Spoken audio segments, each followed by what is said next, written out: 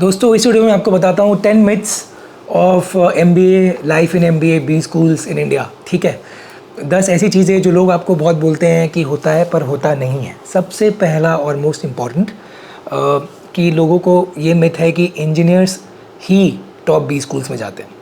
Top 10, top 20, top 30 में अगर आप नॉन इंजीनियर हो और अगर आप श्रीराम कॉलेज से नहीं हो या फिर स्टीफन से नहीं हो तो आपका जाना बहुत मुश्किल है, नामुमकिन है। दोस्तों जी हाँ, टॉप बी स्कूल्स में इंजीनियर्स का परसेंटेज बहुत ज़्यादा रहता है, but it is also been statistically seen that a lot of engineers also take the CAT exam, मतलब lot more engineers take the CAT exam. उस वजह से भी उनका ज़्यादा सिलेक्शन होता है। और ये हमेशा से होता है कि इंजीनियर्स टॉप ब्रीड जो है, अच्छा पढ़ने में जो होते हैं वो साइंस लेके इंजीनियरिंग करते हैं। डॉक्टर लोग तो MBA बहुत कम करते हैं, तो ये आगे अच्छे कॉलेज चल जाते हैं, ये कारण है।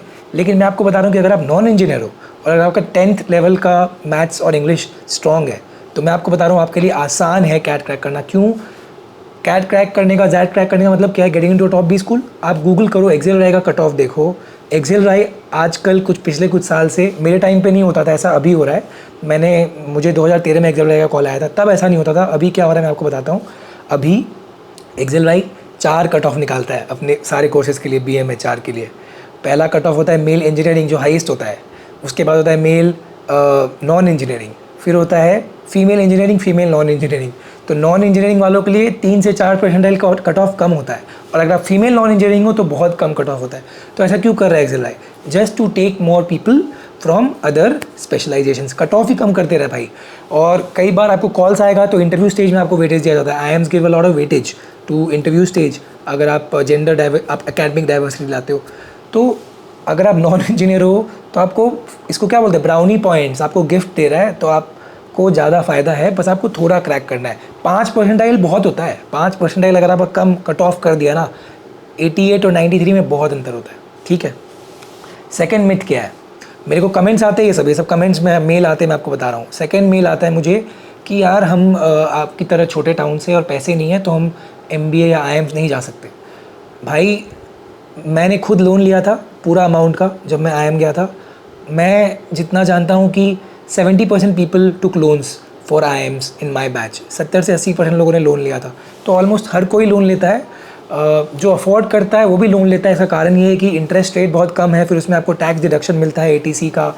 तो यार अगर आपको एडमिशन मिल रहा है, सभी लोन लेते हैं, और अगर आप ये सोच रहे हो कि आपके पास पैसा नहीं है इसलिए मैं MBA नहीं करूँगा, 20 लाख कौन देगा, भाई ये सही नहीं है। अगर आपको MBA करने का मन है, आप MBA राइट रीजन्स के लिए करना चाहते हो, अगर आपका टॉप बी स्कूल में एडमिशन हो सकता है तो fees are the last thing. हाँ, ROI इमीडिएट अच्छा नहीं है, बट हर कोई IIMs, most people do it to get an admission, क्योंकि उसका रिटर्न लाइफ लॉन्ग मिलता है। आज जैसे मैं ये कर रहा हूँ यूट्यूब, इसमें कितना रोल आया बताइए मेरी MBA IIM डिग्री का। वैसे आप कुछ भी करोगे इसमें रोल आएगा, जॉब ना करो तो भी रोल आएगा। और अगर आपको लोन मिल रहा है और आपकी इनिशियल सैलरी 1 लाख रुपए है तो आप उससे 20,000 EMI दे सकते हो। कोई उसमें खराब वो नहीं, क्योंकि salary keeps on increasing every year by 10%, 20%। ठीक है, तो ऐसा नहीं कि आपके पास पैसे नहीं है तो आप IIMs नहीं जा सकते। ठीक है, बहुत कॉलेजेस में तो स्कॉलरशिप भी मिलता है, तो वो हर कॉलेज का अलग होता है, तो कई बार फीस भी आधा हो जाता है। ठीक है। थर्ड पॉइंट, लोग बोलते हैं कि सिर्फ ओल्ड IIMs जाओगे या टॉप 20 कॉलेज जाओगे तो ही आपका, बोलते हैं क्या, आपके लिए ज़्यादा करियर बनेगा। ये सही बात है। अगर आप टॉप कॉलेज जाओगे तो आपको आराम से ये एक बैठे बैठाए प्लेटफॉर्म मिल जाएगा to have a good career. लेकिन क्या है कि मैंने देखा है कि आजकल लोग बेबी IIMs, न्यू IIMs, आजकल लोग छोटे छोटे कॉलेजेस, जो मतलब उतने छोटे भी नहीं, गोवा इंस्टीट्यूट ऑफ मैनेजमेंट या और भी नीचे से भी लोग राइट टाइम पे राइट प्लेस में राइट चीज़ें अगर कर रहे हैं तो उनको बहुत ग्रोथ मिल रहा है। 6-7 साल में उनका सैलरी 50 लाख हो रहा है। कैसे? जैसे अगर आप एनालिटिक्स में हो, अगर आप प्रोडक्ट मैनेजमेंट में हो, अगर आप कोई बूमिंग फील्ड में हो, डिजिटल मार्केटिंग में हो, यूट्यूब हैंडल कर रहे हो, ऑर्गेनिक मार्केटिंग में हो, जब भी कोई ऐसा फील्ड में हो जो इमर्ज कर रहा है, वो उभर के आ रहा है, आप उसमें हो, आप राइट कंपनी में हो। जैसे जोमेटो में जो लोग थे इनिशियली, शुरू में किसी को थोड़ी पता था कि जोमेटो का IPO लगेगा। यार जो शुरू से टिके रहे, IPO लगाया, उन अमीर बन गए। अब आप बोलोगे कि इसमें कॉलेज का रोल कम है, तो हाँ, यही मैं कह रहा हूँ।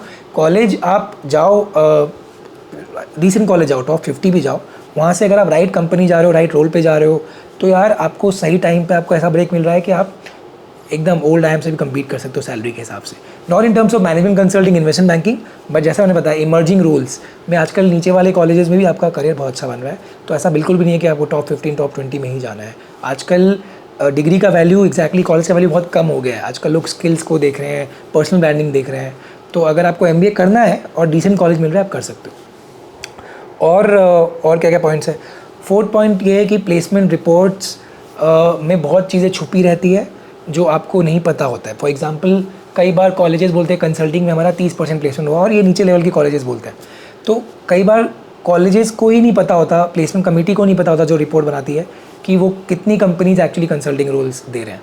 तो कई बार क्या होता है, companies like Capgemini, Cognizant, they come and they offer roles. उस वक्त उनको भी नहीं पता होता हम इसमें एग्जैक्टली मैनेजमेंट कंसल्टिंग रोल कितना दे रहे हैं, IT कंसल्टिंग कितना दे रहे हैं, IT रोल्स कितना दे रहे हैं। तो प्लेसमेंट रिपोर्ट में टॉप कॉलेजेस ABC एक्सेल में तो डिमार्केशन रहता है, क्योंकि उनके पास बार्गेनिंग पावर ज़्यादा रहती है कंपनी से। पर जितना कॉलेज नीचे जाओगे उतना कंपनी का बार्गेनिंग पावर ज़्यादा रहता है, तो वो रिवील बहुत कम चीज़ें करते हैं। तो आप प्लेसमेंट रिपोर्ट में हर चीज़ नहीं मान सकते। रोल्स भी कई बार कंसल्टिंग लिखा है तो उस कंसल्टिंग में IT एनालिटिक्स रोल्स होता है, मार्केटिंग लिखा है तो सेल्स और मार्केटिंग दोनों होता है, ठीक है। तो बहुत चीज़ें लिखी होती है और ये आपको लिंक्डइन में जाके पता पड़ेगा rather than placement reports. 5th point, just like these profile salaries are also inflated. मैंने अपने आंखों से देखा है, मैंने अपने एक्सपीरियंस से देखा है कि 10 से 20% मोस्ट कॉलेजेस इन्फ्लेट करते हैं सैलरी। तो कोई अगर सैलरी 12 लाख बोल रहा है तो आप 10 लाख मान के चलो। 80% कॉलेज का मैंने ऐसा देखा है। इसके बाद और क्या पॉइंट है, और 100% प्लेसमेंट। 100% प्लेसमेंट होता है, 20 कुछ इंश्योर करते हैं कि आपका 100% प्लेसमेंट हो, लेकिन बहुत मेहनत लगती है। कई बार बहुत लोग ऑप्ट आउट कर जाते हैं, उसको भी 100% प्लेसमेंट बोलते हैं कि ऑप्ट आउट करके, तो जिन्होंने ऑप्ट इन किया उनका प्लेसमेंट हुआ है। कई बार लोग ऑप्ट आउट करते हैं, मतलब खुद प्लेसमेंट लेते हैं, क्योंकि जो कॉलेज प्लेसमेंट दे रहे हैं वो उनको उतना सही नहीं लगता। कई लोग अपने फैमिली बिजनेस में चल जाते हैं। लेकिन हाँ, अगर आपका प्रोफाइल अच्छा है, अगर आपने अच्छे से MBA किया है, एक्स्ट्रा करिकुलर में पार्टिसिपेट किया है, कम्युनिकेशन स्किल अच्छा है, तो टॉप कॉलेजेस मैंने देखा है कि प्लेसमेंट होता है, 80 to 90% होता है, विच इज़ वेरी गुड। और 100% आपको मान के भी नहीं चलना चाहिए। ऐसा नहीं है कि मैं जाऊंगा तो प्लेसमेंट हो ही जाएगा। आजकल तो बहुत कॉलेजेस में आप देख रहे हो रिपोर्ट्स आ रहे हैं, बच्चे फेल भी होते हैं जो अब उभर के आ रहे हैं।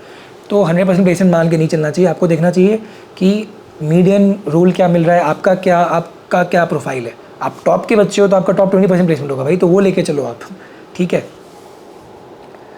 और क्या पॉइंट्स है, और पॉइंट्स है कि हाँ, प्लेसमेंट कमेटी ही जनरली कॉलेजेस में प्लेसमेंट रिपोर्ट बनाती है, कंपनीज़ को बुलाती है और आपके CVs देती है।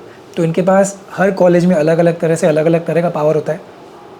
मैक्सिमम ये पावर होता है कि उनको पता होता है कौन कौन सी कंपनीज आ रही है, पर वो मेहनत भी बहुत करते हैं और उस हिसाब से उनको थोड़ा ये हो सकता है कि वो किस में बैठना है किस में नहीं बैठना है प्लान कर सके। बस इतना ही पावर होता है, इससे ज़्यादा पावर नहीं होता। पर मेहनत भी वो बहुत करते हैं, वो कम से कम 4-5 घंटे दिन का काम करते हैं। तो ये भी एक चीज़ है, बहुत लोगों को नहीं पता प्लेसमेंट कमेटी होती क्या है। बहुत लोगों को लगेगा कि प्लेसमेंट तो मेरा कॉलेज कराएगा या फैकल्टी कराएंगे, तो नहीं। प्लेसमेंट कमेटी बच्चों का कमेटी होता है, जिसे मेहनत बहुत करना पड़ता है और वो प्लेसमेंट्स की बहुत चीज़ें डिटरमाइन करती है। रिपोर्ट वही बनाते हैं, कंपनीज़ को वही बुलाते हैं, तो आप देख लो। तो अब वो बुलाएंगे तो उनको कुछ चीज़ें पता होंगी, लेकिन हर कॉलेज इंश्योर करता है कि एथिकली ये चीज़ें रन हो, और अगर आपको वहाँ रहना है तो एक्स्ट्रा मेहनत भी करना होगा। तो ये भी एक ट्रुथ है। इसके अलावा और हाँ, MBA में एकेडमिक्स से ज़्यादा बाकी चीज़ें होती है। जैसे मैंने बताया कमिटीज़, जिसका एक प्लेसमेंट कमेटी पार्ट है। तो MBA में आप देखोगे जो मोस्ट पॉपुलर प्लेसमेंट लेके जा रहा है, जो मोस्ट अच्छा प्लेसमेंट लेके जा रहा है, मोस्ट पॉपुलर बंदा है, वो टॉपर नहीं है, वो सबसे ज़्यादा इन्वॉल्व है, वो ज़्यादा कमिटीज़ में है, 20 स्कूल कॉम्पिटिशन जीत रहा है, सबसे दोस्ती कर रखा है, और आपको यही प्रायोरिटाइज़ करना चाहिए। एक एवरेज GPA लाओ और सब चीज़ में आप अच्छे से पार्टिसिपेट करो जिसमें आपका मन है। मार्केटिंग है तो मार्केटिंग की चीज़ों में, फाइनेंस है तो फाइनेंस की चीज़ों में, तो आप MBA का सबसे ज़्यादा उठा पाओगे फ़ायदा। नेक्स्ट पॉइंट है कि कुछ लोग बोलते हैं कि हम सोते बहुत कम है। अब जैसे मैंने बताया, अगर आप कॉलेज में पढ़ाई में भी अच्छा कर रहे हो, प्लेसमेंट कमेटी में हो, दोस्त भी बना रहे हो, तो आप कम सोओगे। अगर आप सिर्फ पढ़ाई कर रहे हो तो आप ज़्यादा सोओगे। तो आप पे डिपेंड करेगा आप कितना सोओगे। और लास्ट पॉइंट है कि MBA grades matter a little less in the top placements, क्योंकि मैंने कई बार बताया समर प्लेसमेंट से PP हो सकता है टॉप प्लेसमेंट्स में, तब तक MBA का ग्रेड्स आता ही नहीं है। मतलब आप जाओगे कॉलेज में, समर प्लेसमेंट होगा, समर प्लेसमेंट जाती हो जाएगा सितंबर अक्टूबर में, नेक्स्ट ईयर आपका अप्रैल मई में इंटर्नशिप होगा, जो उसमें अच्छा करेगा उसको PP मिलेगा। तो अब इसमें MBA का ग्रेड तो लास्ट ईयर तक आएगा, लास्ट ग्रेड सेकेंड ईयर तक, आपका प्लेसमेंट तो पहले ही हो रहा है। तो MBA grades do not matter very much. Of course अगर आप फाइनल प्लेसमेंट में बैठ रहे हो और इन्वेस्टमेंट बैंकिंग कंसल्टिंग रोल्स में बैठ रहे हो तो MBA grades do matter, but top 30% placement तो PPOs दे जाते हैं टॉप कॉलेजेस में, वहाँ तो MBA का ग्रेड ही नहीं आ रहा। ठीक है, तो ये है top 10 MBA myths. All the best, stay safe and take care.